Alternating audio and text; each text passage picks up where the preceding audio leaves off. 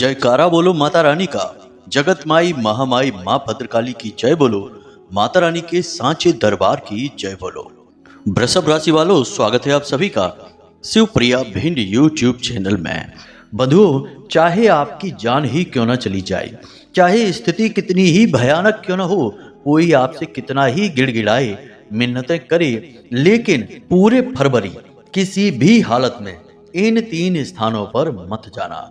भूल कर भी ऐसी गलती मत कर देना, वरना आपकी जिंदगी में नरक का दरवाजा खुल जाएगा। अब तक आपने जो भी कष्ट सही हैं, जो भी तकलीफें, परेशानी, टेंशन बाजी देखी है, उन सब का 1000 गुना आपके जीवन में आएगा। ऐसी ऐसी भयानक बीमारियां, इतना कर्जा, इतना घाटा, इतना ग्रह कलेश और ऐसी ऐसी नकारात्मक भयानक ऊर्जाएं आपके जीवन में आएगी कि आप उनसे किसी भी तरह से निपट ही नहीं पाएंगे। फिर आपका भी अंत वही होगा जो इस संसार में कई अभागों का होता है, जिनके जीवन में फिर कोई मार्ग नहीं बचता है। जी हाँ बंधुओं, तो आपको ऐसी स्थिति में नहीं पड़ना है। पहले से ही आपको सावधान हो जाना है, सतर्क हो जाना है। हम आपके लिए आज यह कार्यक्रम इसीलिए लेकर आए हैं कि आपको समय रहते हम चेतावनी दे सकें, समय रहते आपको पूर्व ज्ञान दे सकें, जो हमारे आध्यात्मिक अनुभवों और माता रानी के द्वारा दी गई अनुभूतियों पर आधारित है।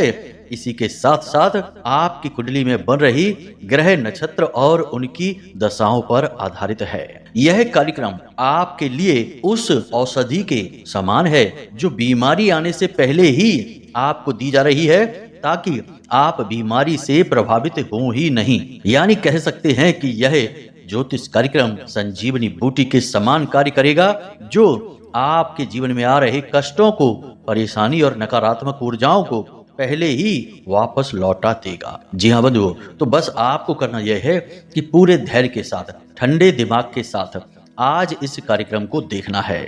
और जिन 3 जगहों के बारे में हम आपको बता रहे हैं, उन 3 जगहों के बारे में पूरी तरह से ज्ञान हासिल कर लेना है। इसी के साथ साथ बंधुओं, हम आपको आने वाले 3 से 5 दिनों में घटने वाली 3 बेहद ही शुभ घटनाओं के विषय में भी जानकारी देंगे, जिनके बारे में जानना भी आपको बेहद आवश्यक है। इनके बारे में जानकर पहले से तैयारी करके आप इन मौकों का, इन घटनाओं का पूरा लाभ ले पाएंगे और जीवन में कई कदम आगे बढ़ जाएंगे, बहुत तरक्की हासिल करेंगे, रातों रात जिंदगी के रूप रंग को ही बदल डालेंगे। लेकिन बंधुओं, हम आपको बता दें कि यह पूरा फरवरी का महीना राहु का महीना है, तो ऐसे में कुछ न कुछ नकारात्मक भी अवश्य होगा।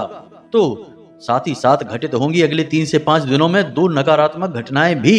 इनके विषय में भी जानना आपको बेहद आवश्यक है।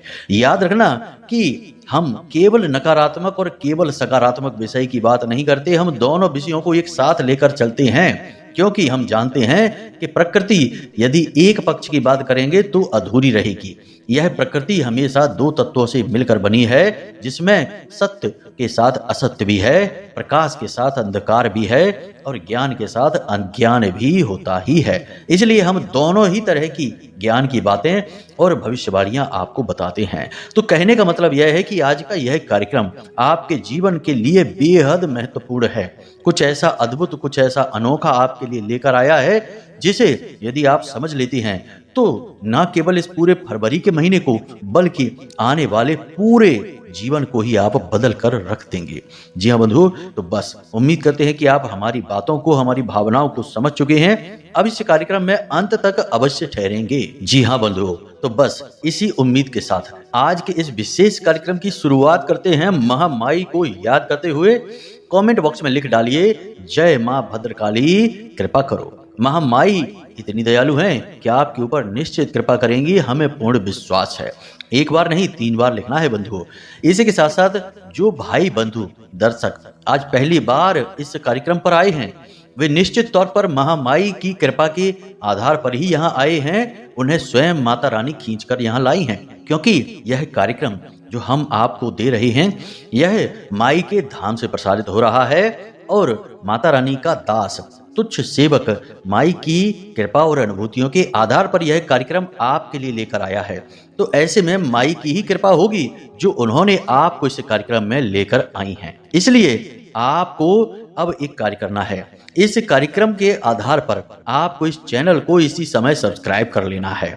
बगल में जो सब्सक्राइब का बटन है उसे अभी दबा दें। इसी के साथ साथ कमेंट बॉक्स में लिख दें कि मैं भी माई के परिवार का हिस्सा हूं। जब आप ऐसा लिखेंगे तो हमें बहुत अच्छा लगेगा।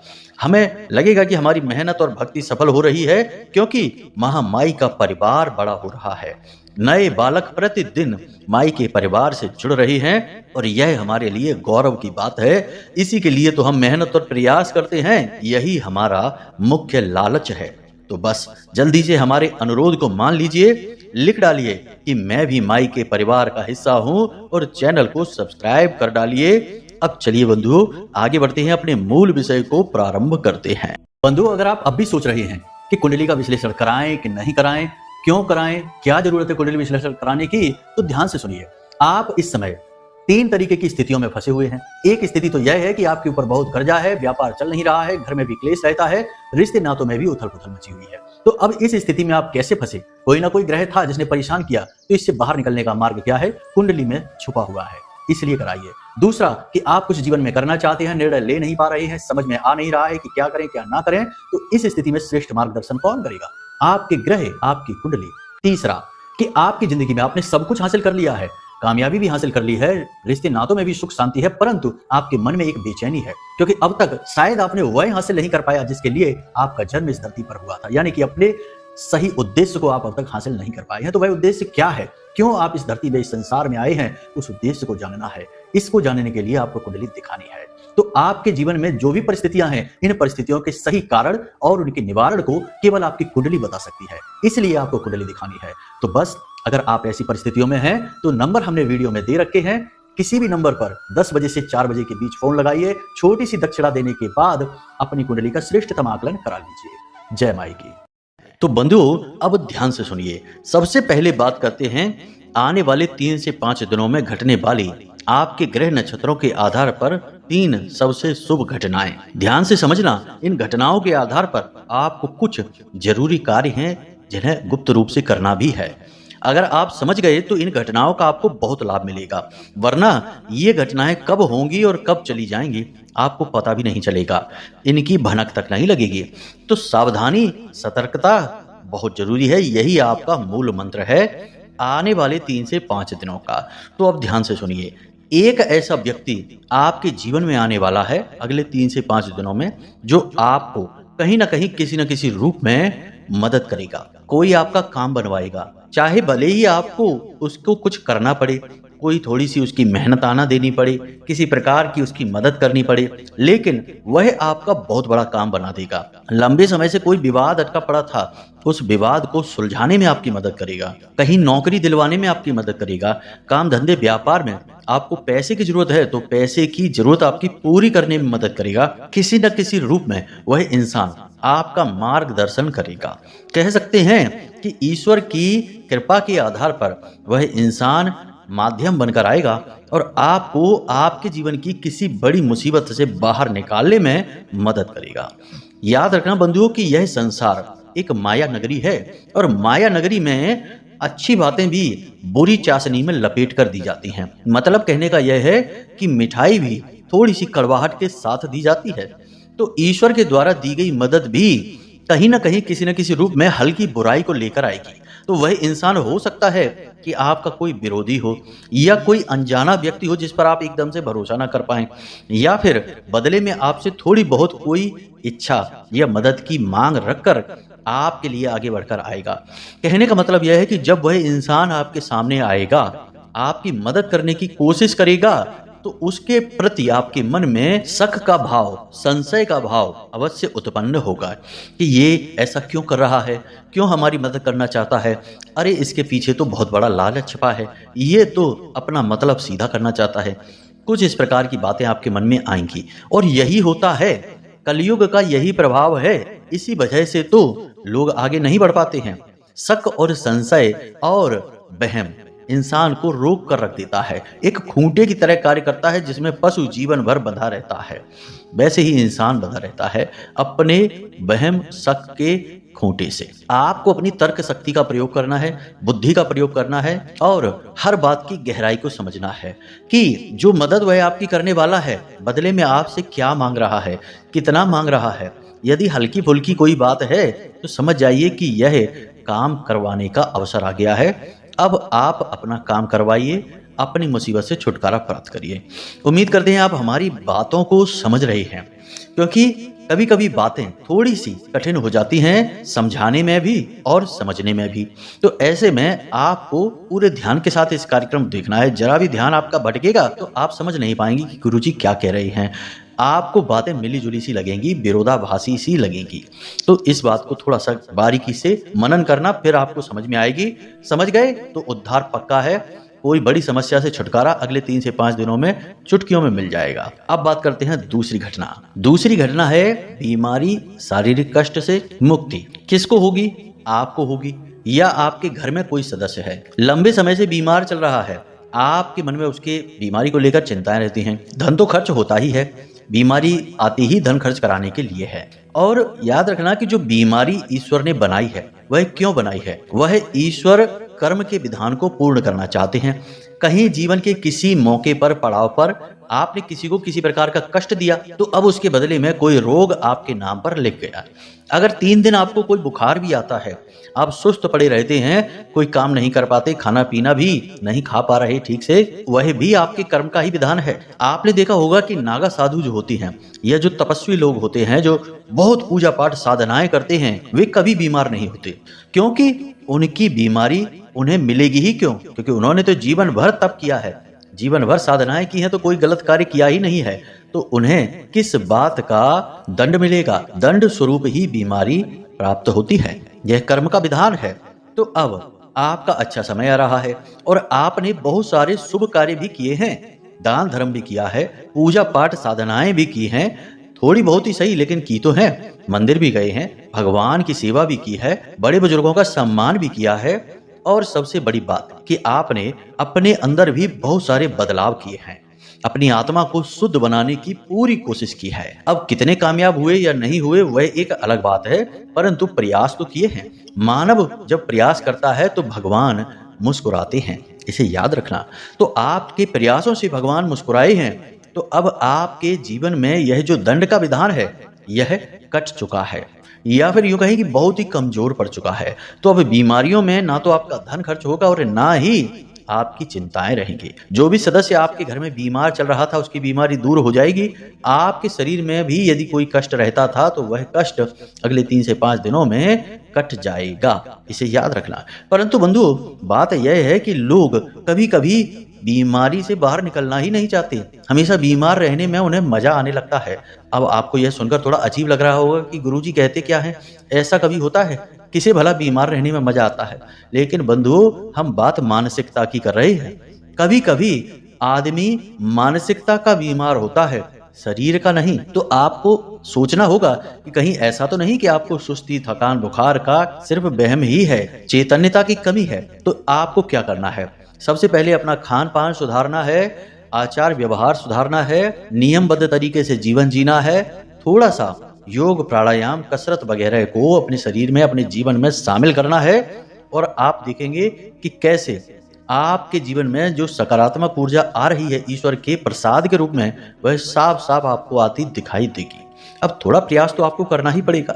अब आप सोचें कि बैठे रहें हाथ पर हाथ धरे और भगवान आ जाए जिंदगी बदल डालें, ऐसा नहीं होता है।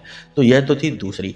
अब तीसरी खबर, इसे आप जरा ध्यान से समझिए, क्योंकि यह आपके दिल से जुड़ी हुई है। किसी ऐसे व्यक्ति के साथ जिससे आप बहुत अधिक प्रेम करते हैं, किसी भी रूप में प्रेम हो सकता है, प्रेम तो प्रेम होता है, उसके रूप अलग अलग अवश्य हमें दिखाई देते हैं, परंतु केंद्र में भाव एक ही होता है। तो किसी से आप बहुत अधिक प्रेम करते हैं, लेकिन वह आपके प्रेम को समझ नहीं पा रहा है, लंबे समय से आपको भावनात्मक दुख पहुंचा रहा है, अपनी बातों से, अपनी हरकतों से, अपने कार्यों से आपको दुखी कर रहा है। लेकिन अब कुछ ऐसा होगा कि अगले 3 से 5 दिनों में वह आपके नजदीक आने लगेगा, आपके प्रेम का जवाब प्रेम से ही देने लगेगा, आपकी भावनाओं की कदर करने लगेगा।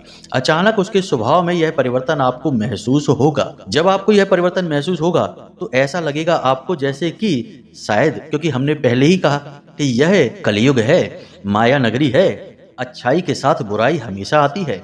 तो आपके मन में ये ख्याल पहले आएंगे कि यह अचानक से क्या हो गया, ऐसे इसका स्वभाव क्यों बदल गया, कहीं नाटक तो नहीं कर रहा है, कहीं कोई जाल तो नहीं बिछा रहा, हमें बेवकूफ बनाने की कोशिश तो नहीं कर रहा। इस प्रकार की बातें आपके मन में अवश्य आएंगी, लेकिन आपको इन बातों को साइड में रख देना है। प्रेम का जवाब प्रेम से ही देना है, आपका रिश्ता मजबूत हो जाएगा। अब चाहे यह रिश्ता पति पत्नी का हो, या फिर प्रेमियों का हो, या फिर भाई भाई का हो, या पिता पुत्र का हो, कोई भी रिश्ता हो, हर रिश्ते के लिए यही नीति लगेगी।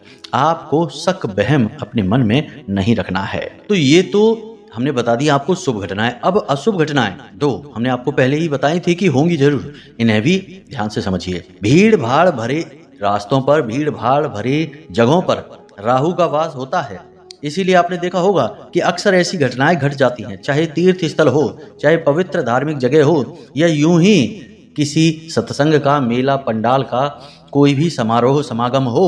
भीड़ यदि इकट्ठी होती है तो कभी कभी नकारात्मक घटना घट जाती है, भगदड़ मच जाती है, और अच्छा शुभ जो पल होता है वह नकारात्मक पल में बदल जाता है। चुटकियों में ऐसा हो जाता है, और चुटकियों में घटती है घटना राहु की वजह से। तो आपको क्या करना है, भीड़ भाड़ भरे इलाकों से दूर रहना है। बाजार में जिस इलाके में भीड़ भाड़ बहुत होती है, अगले 3 से 5 दिनों में उन जगहों पर आपको नहीं जाना है। बहुत सावधानी के साथ जाना है, दुर्घटना हो सकती है, कोई हादसा हो सकता है। दूसरा कि आपको भारी मशीनरी, इलेक्ट्रॉनिक सामान का प्रयोग बहुत सोच समझकर करना है। सोशल मीडिया का प्रयोग भी बहुत ही सोच समझकर करना है, सावधानी के साथ करना है। कोई गलत हरकत आपके साथ हो सकती है, कोई गलत कार्य आपके साथ हो सकता है, छोटी मोटी दुर्घटना हो सकती है, हादसा हो सकता है, हमने पहले ही आपको कह दिया है। तो सावधान रहकर करें।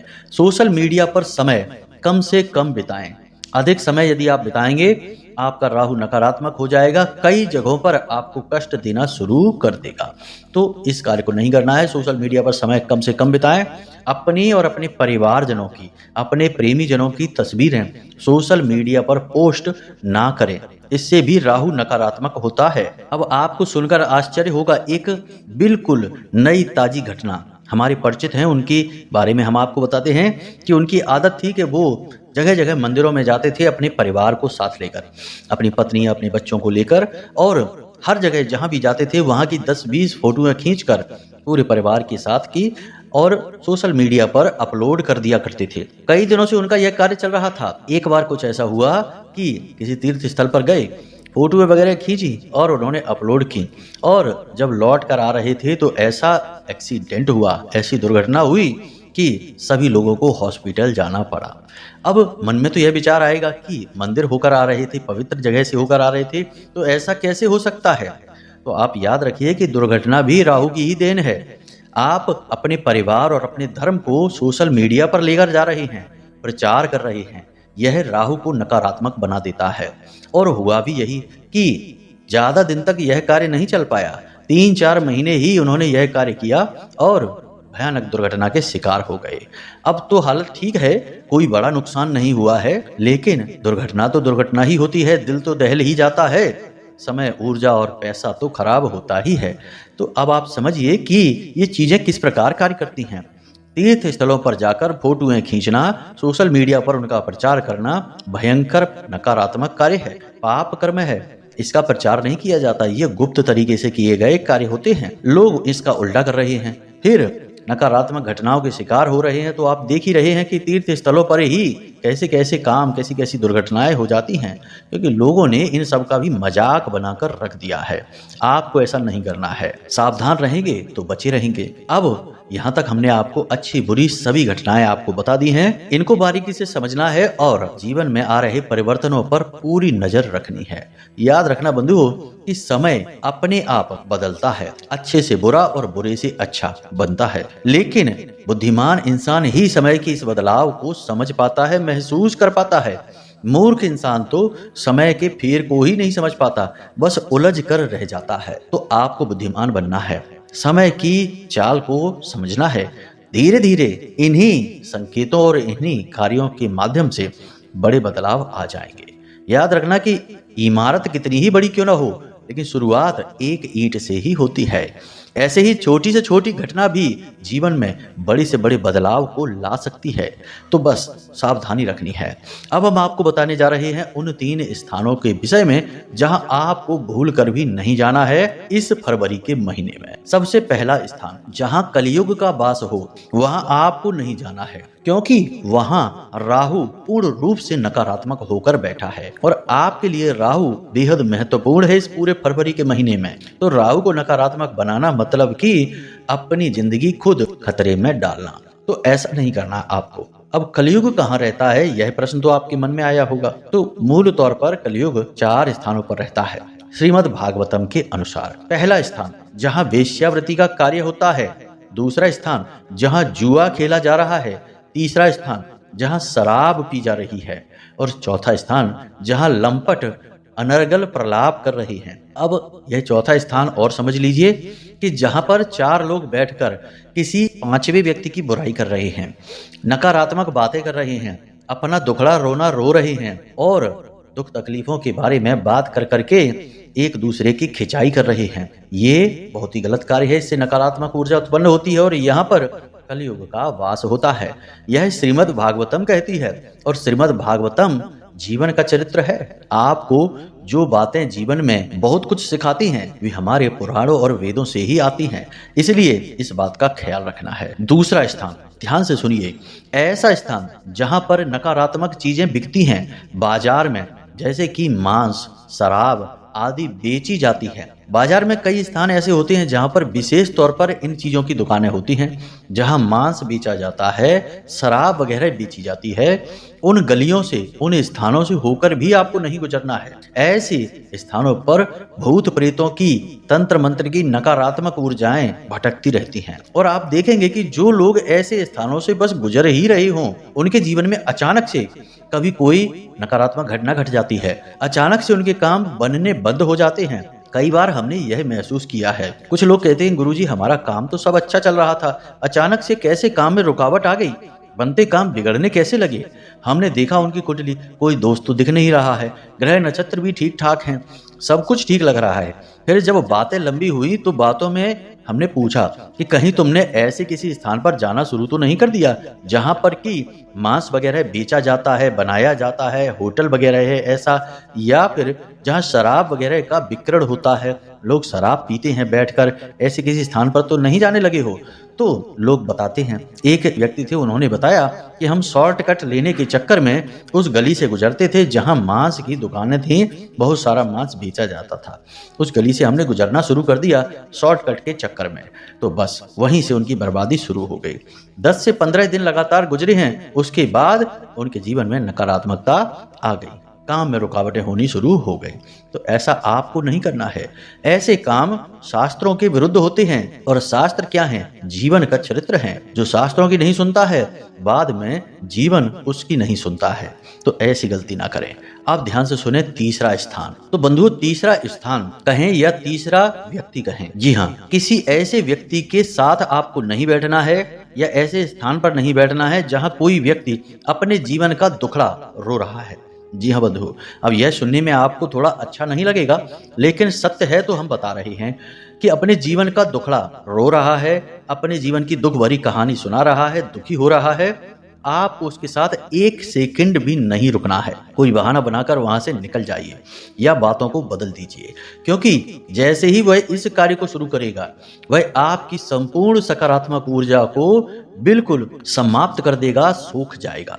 जी हाँ बंधु, क्योंकि वह भयंकर नकारात्मक इंसान है। अब जो इंसान स्वयं डूब रहा होता है, उसे बचाने में बहुत सावधानी बरतनी पड़ती है, बहुत अनुभवी होना पड़ता है। यदि आपका अनुभव कम पड़ गया तो वह खुद तो डूब रहा है, आपको भी ले डूबेगा। तो ऐसे ही जो जीवन के इस भंवर में फंसा हुआ है और खुद डूब रहा है, संघर्ष कर रहा है, उसको हिम्मत बढ़ाने के लिए आपके पास बहुत ही शक्तिशाली सकारात्मक ऊर्जा होनी चाहिए। यदि आप कमजोर पड़ जाएंगे तो वह आपको भी भयंकर नकारात्मक ऊर्जा से भर देगा। वह तो नकारात्मक ऊर्जा में डूबा ही है, आपको भी डुबा देगा। फिर यह नकारात्मक ऊर्जा आपके आने वाले समय को पूरी तरह से प्रभावित कर देगी, नकारात्मक बना देगी। तो उस स्थान पर आपको बोलकर भी नहीं जाना है। बस इन 3 स्थानों से सावधान रहिए। और एक महत्वपूर्ण बात कि राहु से जुड़ा हुआ हमने आपको एक नारियल वाला और एक नीले धागे वाला उपाय बताया था। उस उपाय को आप अवश्य कर लेना। यदि आपको उस उपाय के विषय में नहीं पता है तो आप हमें फोन करके बता देना या फिर व्हाट्सएप पर मैसेज करना, हम आपको बता देंगे कि उपाय कौन सा है। कार्यक्रम अभी लंबा हो रहा है, इसलिए इस उपाय के विषय में बात नहीं करेंगे। फिलहाल आप यह कर सकते हैं कि एक काले कपड़े में 4 मुट्ठी काले तिल लेना है और काले धागे से लपेटकर एक पोटली बना लेना है और उसे उल्टा 7 बार अपने ऊपर से घुमाना है या उसार लेना है। उसके बाद उसे यानी उस पोटली को किसी बहते हुए जल में प्रवाहित कर देना है। बस इतना सा एक बार आपको करना है। राहु यदि आपके लिए नकारात्मक होगा तो वह सकारात्मक हो जाएगा और इस पूरे फरवरी आपको गजब की कामयाबियां देगा। तो चलिए आज के इस कार्यक्रम को यहीं समाप्त करते हैं। अब यदि कोई प्रश्न आपके मन में उठे या कुंडली का विश्लेषण कराना हो तो नंबर हमने वीडियो में दे रखा है, उस नंबर पर फोन करिए और सारी जानकारी दीजिए। हम स्वयं आपकी कुंडली का विश्लेषण करेंगे और आपका मार्गदर्शन करेंगे। तो चलिए बंधु, आज के इस कार्यक्रम को यहीं पर समाप्त करते हैं। हमेशा हंसते रहिए, सकारात्मक रहिए, महामाई पर, माता रानी पर अपनी आस्था और विश्वास बनाकर रखिए, क्योंकि आपका कल्याण तो वहीं से होना है। तो प्रेम से बोलिए जय माई की, जय मां भद्रकाली। महामाई आपका कल्याण करेगी। धन्यवाद।